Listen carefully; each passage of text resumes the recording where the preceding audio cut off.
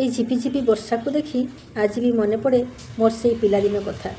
ସେତେବେଳେ ବର୍ଷା ହେଲେ ସ୍କୁଲ ହାଫ୍ ଛୁଟି ହୋଇଯାଏ ଆଉ ଆମେ ସବୁ ରଫ୍ ଖାତାରୁ କାଗଜ ଚିରି ଡଙ୍ଗା କରି ଗାଁ ଦାଣ୍ଡରେ ପାଣିରେ ଭସୁ। ମା' ଆମର ଅଳିରୁ ପାଣି ଧରି ଡେକ୍ଚି ବାଲ୍ଟି କରେଇରେ ସାଇତିକି ରଖେ। ଗାଁର ବୟସ୍କ ଲୋକମାନଙ୍କ ସହିତ ଦାଦା ଆମର ତାସ୍ ଖେଳରେ ଦାଣ୍ଡପିଣ୍ଡିରେ ମାତିଥାନ୍ତି ଆଉ ସେମାନଙ୍କୁ ଚା ପରସିବା ପାଇଁ ବଡ଼ ମା' ଆମର ଦିନ ସାରା ଷ୍ଟଭ୍ରେ ଚା ଭାଟି ବସେଇଥାନ୍ତି।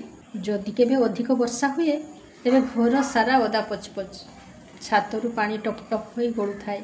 ମା' ଆମର ଡେକ୍ଚି, କଡ଼େଇ, ବାଲ୍ଟି, ଗିନା, ଗ୍ଲାସ୍ ଯାହା ପାଏ ସେଇ ଟପ୍ ଟପ୍ ପାଣି ତଳେ ଥୋଇଦିଏ। ହେଲେ ରୋଷେଇ ଘର କାନ୍ଥଟା ଯେ ଓଦାରେ ଫାଟି ଆଁ କରି ରହିଥାଏ, କେତେବେଳେ ବା ଭୁଷୁଡ଼ି ପଡ଼ିବ ସେ କଥା କିଏ ବା କହିବ।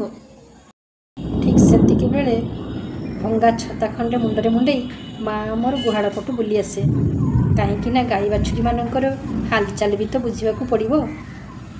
ସେତେବେଳେ ଆକାଶରେ ମେଘ ଆସିଲା ମାନେ ଗାଁରେ 2-4 ଦିନ ପାଇଁ ଲାଇନ୍ କଟିଯାଏ ଆଉ ଆମ ମନ ଖୁସି ଥାଏ ସନ୍ଧ୍ୟାବେଳେ ଆଜି ପାଠ ପଢ଼ିବାକୁ ପଡ଼ିବନି। ହେଲେ ମା' କ'ଣ ଛାଡ଼ିବ?